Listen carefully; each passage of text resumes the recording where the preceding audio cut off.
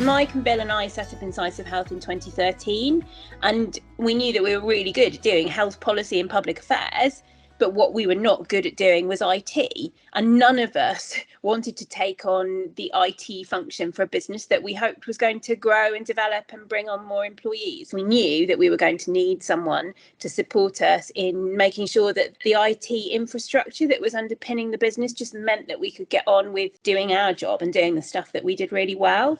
And Cubit, from memory, were recommended to us by another consultancy. And it was also really important to us that we had a team of IT professionals that really understood what consultancy is about and had that same sort of service ethos as part of their DNA. And, from talking to Ralph and talking to Tom, it was immediately obvious that that was part of what they were able to provide. So I think it's been a really successful partnership for us. They've been an extension of our team in the way that we hope to be an extension of our clients' teams. And Cubit were really helpful in helping us stay ahead of where we wanted to be. So whether that was existing on a cloud-based system, whether it was helping us think through new technologies like Zoom and how we could use those to interact with our clients. I think they were very helpful in enabling us to do that. I think the problem solving part of what they do is really helpful. They never said, oh no, you can't work in this way, you need to work in that way. They were more inclined to say, okay, well, how can we help that work? So, for example, we're a very email heavy company, and the bandwidth would far quickly outstrip what most Outlook packages could enable us to do, and they managed to help us find solutions for that and to make sure that we'd got mail store upgrades. And they were just really good at helping us keep finding solutions as the business grew and it scaled. I guess the other place where they were great was we all went into a pandemic out of nowhere and we were all home working. And they were fantastic at helping us navigate that and still making sure that we could induct new people and that their laptops would work for them when they got this package. A courier would arrive with a new laptop and it would be set up. So they were fantastic from that point of view.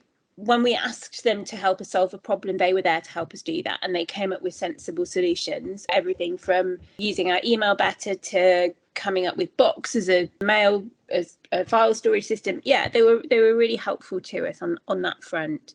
And it just meant that we could just get on with doing our job. You have confidentiality agreements and non-disclosure agreements with major FTSE companies and client sensitive information, sometimes patient sensitive information. So that all has to be absolutely 100% secure. And that is something that is tested actually by clients as part of their procurement process. So we were able to demonstrate to them that we were meeting those standards that they really needed us to be able to demonstrate.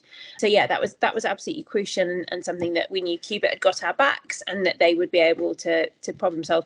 We have mixed teams. So there are clients where the Brussels teams are working independently. We have international clients where we might have a blended team from people based in London or wherever now, but London and Brussels. And so we need the systems to talk to each other. We need the files to be accessible. We need emails to be on the same system. So they've been instrumental in sorting that out.